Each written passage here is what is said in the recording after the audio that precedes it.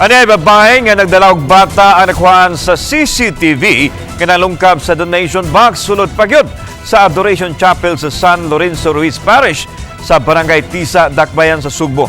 Sayra nato ang detalye pinagi sa akong report. Makita sa CCTV kining usa ka hamtong nga babae nga anaa sulod sa Adoration Chapel. Giatiman niya ang iyang anak nga gipahigda pa niya sa unlan nga luhuranan sa mga tao. Nagpatutoy pa siya sa iyang anak.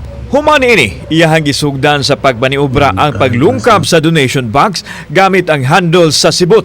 Hangtod nilampos siya din makita nga gihakop niya ang mga papel di bangko o gisulod siyang bag ug dayon gawas sa Adoration Chapel. Nahitabo kini alas 10 sa buntag ni atong Setyembre 30 diin ni adto ang suspek sa lektor sa simbahan dayon ngadto sa Adoration Chapel. Na timan-an yung lugar ba? Na diri siya nisud na ang bata gibutang niya diri sa ubos. Na pag umagbutang sa bata, nabaniho na siya og lungkab dira sa donation. Nadiskubrahan ang pagpangawat dihang gitanaw sa mga staff sa parokya ang CCTV.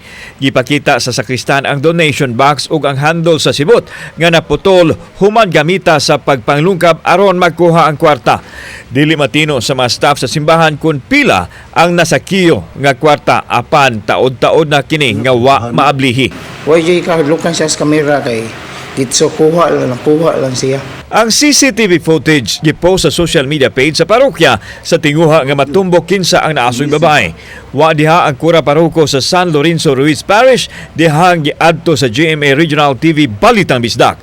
Samtang atol sa phone interview ni Police Major Angelito Valleser, gitug-an nini nga way planong mosangat og reklamo ang simbahan patok sa babae.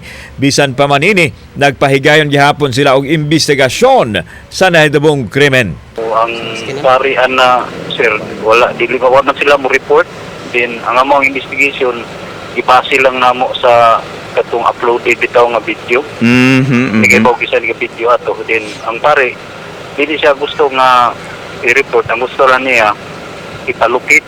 Kauban si Clover Lumayag, ako si Alan Domingo. Balitang Bisdak.